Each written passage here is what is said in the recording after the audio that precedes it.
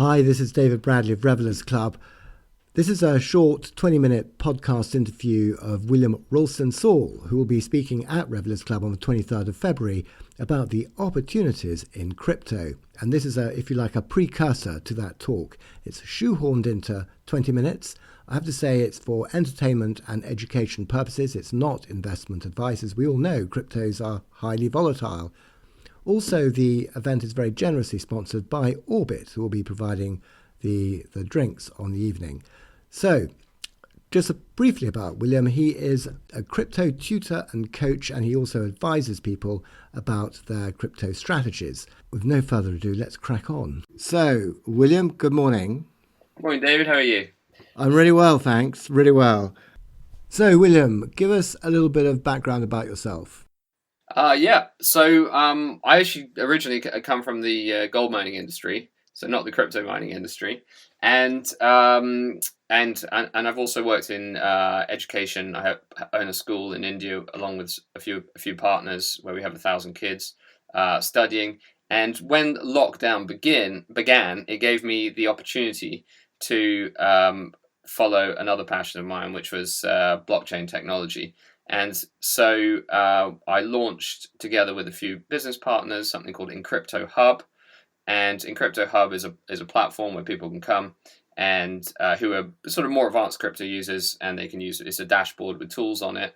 And we launched a private tutoring business, because one thing that the cryptocurrency space needs right now is as much education as possible. We have been doing a lot of one-on-one private tuition, and on the 26th and 27th of Feb, we'll be launching our first crypto bootcamp weekend, which is going to be taking place in the Lansdowne Club. And then we will be running those every month, and probably even more often further into the future. Now, William, I want to ask you the big question. So, what are the opportunities in crypto for people who want to invest? Well, I like to think of it under three main titles, which I'll just touch on in our conversation today before we, obviously we're going into this in more detail on the 23rd. So the first one, and it's the big one that everybody's heard of, is Bitcoin. Bitcoin is this unique asset that has, came into the world in 2009. And, for those people who invested it back in 2009, 2010, people literally sort of made tens of thousands of times their money in terms of returns. And the question is why? Why is this asset so interesting? So that's something I want to cover. In a nutshell, in the case of Bitcoin, it's really all related down to store of value. In the world today, there's not that many things that are properly scarce. There are things like, paintings that are scarce, but they're not it's very hard to sort of go and pay for stuff with a painting. So the things that are really scarce that are everywhere are land and precious metals like gold and silver. The issue is with land is you can't take it with you. You can't take it on an airplane and fly to another country. And gold is also quite hard to transport. And now you've got this new thing, Bitcoin. There can only ever be a total of 21 million Bitcoins, so they're scarce. Nobody can change how many Bitcoins there are going to be. And it's really like the internet now has its own currency, which, is a reasonable thing to consider, considering that we all use the internet every day. Why can't it have its own currency? So people in the digital space refer to it as digital gold. And to describe how amazing Bitcoin is, if you were to go to a payment system company and say, can you create me a payment system which will run for 12 years, do 1 billion transactions, not shut down once, not make one mistake, run 24 hours a day, oh, and by the way, nobody's allowed to be in charge, I think the payment companies would probably just run out the door, because that would sound impossible, but that actually is what Bitcoin has already achieved. If it's going to be a store of value, though, why is it so important for it to be able to do transactions all the time? And understand there's something called the Lightning Network, which will allow fast transactions to take place on it. Why is that important if it's not necessarily like a currency but a store of value? Well, I think one of the things that's very important about Bitcoin is there's no borders. You don't hold Bitcoin in a jurisdiction, and you want to be able to transfer it without anybody's permission. Which goes hand in hand with the fact that you can't really confiscate it. If you hold Bitcoin in your wallet, unless somebody tortures you, you basically it's yours, right? And it can't be taken away. And the same cannot be said for land or gold. But at the same time, because it's your asset, your thing, you own it, real ownership. If you don't have the permission or the ability to transfer it to somebody else, then you don't really own it. I mean, you could argue that the definition of owning something is the ability to give it to somebody else. If you can't give it to somebody else, you don't own it. So the ability to transact is super important. And the Lightning Network, all that is essentially a bit sort of on top of the Bitcoin blockchain, which will allow payments to be done cheaper and faster, which obviously makes it more usable. So what you're saying is that its intrinsic value, which a lot of people say Bitcoin doesn't have any intrinsic value, is the fact that you can take it with you, you can send it over the internet across borders. It's very fact that it is finite to 21 million Bitcoins, I believe. So that, in a way, is its intrinsic value. Yeah, and for people who live in countries where they don't have stable economies, where they're afraid to keep their money in their local banks or afraid to keep it in their local currency because of inflation, Bitcoin gives them a way to store their wealth, and they can literally store it on a wallet that they hold on their mobile phone. Right. And okay. And that's it. And so it brings the unbanked and the people in difficult jurisdictions into a financial system where they can join in with everybody else, which has never been possible before. Okay. And so if everybody woke up one morning and said, right, I need to buy some Bitcoin, I don't really trust gold anymore as a store of value, or I think Bitcoin is a better store of value, how much gold is there that would be sold and would be reinvested into Bitcoin, hypothetically? Well, all the gold in the world is worth about 10 trillion right now. Right. And all of the Bitcoin in the world is worth about a bit less than a trillion right now. So there's 10 times less value held in Bitcoin than there is held in gold. I don't think that gold's going to disappear. I mean, I'm a big fan of gold as well.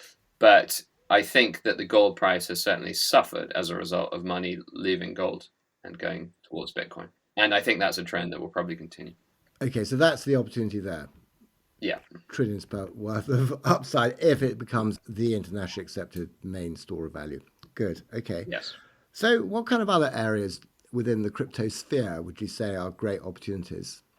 So the other area is wherever you can see an opportunity where blockchain, or a situation where blockchain has disrupted an existing incumbent industry, or could disrupt an incumbent industry. So the obvious big one there is finance. Finance is becoming increasingly bureaucratic. I mean, opening a bank account for a new company now is just nigh on impossible. Borrowing money, lending money, doing exchange, everything is just tied up in red tape.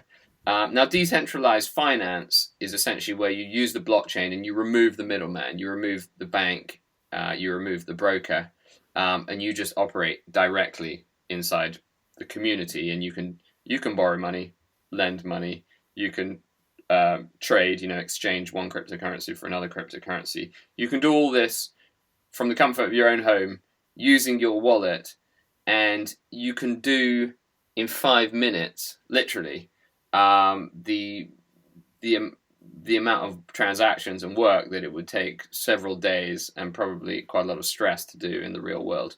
So decentralized finance is very, very efficient. And because you don't have the middleman, you've kind of cut all the fat out of the system. So you can borrow at cheaper rates and you can do all these things at very, very low cost with very little amount of time. The problem, however, is that it's still very embryonic. And a lot of these platforms, that end up holding hundreds of millions of dollars in finance become targets of hackers. And there is a long list now of decentralized finance platforms that have been attacked and funds have been stolen. But in time, this will improve. This is the early days, and that's where the opportunity always is in the very, very beginning. Okay, what about these high yielding investment opportunities, staking coins, and you can get, for example, an 8% annual percentage yield, as just an example. What's your view on all of those? Yes. So there's look, decentralized finance. The main thing that it really does for people is it allows them to earn a yield on their cryptocurrency. Now, yields can be earned in several ways. You can stake coins onto a blockchain, and without going into the detail of how a proof of stake blockchain works, but essentially by providing security to the blockchain. So in terms of, and your security you're providing is your wealth, your coins, which allows a validator to validate the blockchain. You can earn 6 to 10% depending on which blockchain it is doing that. So that's one way. Another way is literally just to put your currency into a decentralized finance platform, as into a lending platform. So essentially, it's like peer-to-peer lending. You put your funds in, and then people borrow your funds, and that's another way, and you can earn interest that way. Or you could put your funds into a liquidity pool for a trading platform, and you will earn a percentage every time somebody trades on that trading platform. So and the list goes on. I mean, everything that's done in the finance world today essentially will be able to be done on the decentralized finance world, with the main difference being is you don't have the banks and the brokers in the middle making all the money. The community will essentially provide the liquidity for all these transactions, and the community will be able to earn money instead. All right, fantastic. Well, thank you. And are there any other particular areas which people should be aware of within the crypto space? Oh yeah, I mean absolutely. So everybody's been talking about the metaverse recently. I mean, the metaverse to some extent, the social media today. Facebook, for example, is a kind of metaverse. It's just two-dimensional and a bit It's boring. been recalled Meta now, hasn't it? It's actually renamed itself Meta, exactly. But looking forward, the metaverse, and probably some of you will have seen this in futuristic movies, or sci-fi movies. We will be putting on goggles, virtual reality goggles, and essentially entering into a three-dimensional computer world where we can do stuff. There are people who will actually literally go to work in these worlds. In the same way, there are people who go to work on social media. They spend all day on Instagram or Facebook promoting something. Well, in future, these people actually just go into a 3D world. So this is a massive, massive area for growth. All the advertising space and all the services that are going to be provided in the metaverse is huge. And then, social media will essentially move into the metaverse. It's all one thing, essentially. So there'll be massive disruptions in social media. And then another area... So what will it be like? What will it be like then logging into your equivalent Facebook account in a few years' time when metaverse is omnipresent? Okay. So yeah, in future, I mean, logging into a Facebook account might be a three-dimensional experience in terms of you might put on some glasses that are virtual reality goggles. They won't be as big and bulky as the virtual reality goggles that we have today. Maybe it'll look like just more like a normal pair of glasses, but just with computer screens rather than lenses. And then once you're inside, it will just be like being inside any computer game. You'll be able to walk around. You'll be able to interact with people, your friends on Facebook that happen to be logged in at the same time, and chat with them. There'll be activities. There'll probably be dating. There will be everything. It will just be a three-dimensional experience where you're walking around, and you'll have probably your own space. In the same way on Facebook, you have your own page where you put up your photos. In the Facebook metaverse, you have your own. I imagine you have your own room or apartment. So do you think the opportunity there will be that the same way that you might go and spend a fortune on a pair of ping golf clubs, you might in this new metaverse environment want to play some kind of game, which means you've got to go and get, which requires skill, it requires wit, it requires whatever, and you will need to buy some kind of metaverse-based accessory. Absolutely. So the game, I mean, the gaming industry in general, it's bigger than the music industry and the movie industry put together, and it's growing. And a lot of these games, like Fortnite nowadays, they depend on the way they make money is by people buying the gaming assets. They don't. The game itself is free, but if you want to have a good gun or it's a wizard or it's a game with spells, you need a good wizard and a good wand. All these assets have to be purchased. And inside the metaverse, there will be lots of gamification and games, and you will need digital assets in order to play these games, just like you need a set of golf clubs to play golf. And there will be a massive trade in these things, and some of these assets will just be fashion assets. They won't even be gaming assets. Gucci will have Gucci handbags, and they'll be real Gucci handbags, but digital real Gucci handbags. And so, and your avatar, probably won't want to look like yourself. You might want to look like something else. So there's already a huge trade in digital avatars, with some of them going for millions already, and they're not even being used yet, which is amazing. And then you could have, some of the music companies are looking at having apartment blocks inside the metaverse, where you could have, like, let's say Beyonce has an apartment in the Beyonce apartment block, and you can buy an apartment in that apartment block, which means that you might get the chance when you're walking around to meet Beyonce's avatar and have a chat. And so there are some people out there who would pay a lot of money to do something like that. Right. Okay. Well, just moving swiftly on, we want to try and shoehorn this into a sort of a 20-minute kind of period. Where are there any other great ways people can benefit from the opportunities of crypto? Yeah, I mean, we've touched on, obviously, disruption to existing industries. Then the third major area is this thing called tokenization. And what tokenization is it's the ability to create shares in other assets that are not companies. So nowadays, the only thing you can really generally buy shares in easily is companies, and shares are designed so that hundreds or thousands of people or whatever can own a little bit of a company, and therefore join in the success of that company if the company does well. But things like a piece of art, or your home, or a property portfolio, or something else, those things, although you can share ownership amongst a few people, they're not liquid things that have shares that can be traded freely. And this is what's going to change. And this is called tokenization. This concept that you can take something valuable, like a valuable piece of art, and you could break it down into 10,000 tokens. These would be something called NFT tokens. And then you could start to trade it so that, thousands of people could own a little bit of a great piece of art or a great property portfolio. And this is going to do two things. It's going to create a lot of liquidity where there wasn't liquidity before.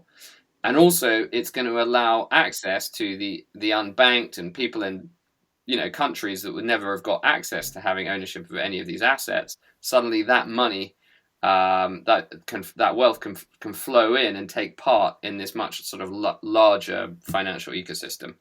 And so, I would describe this as a massive global liquidity event that's going to create a lot of wealth. Okay, William, many thanks indeed. William will be speaking on the 23rd of February at the Prince Albert pub.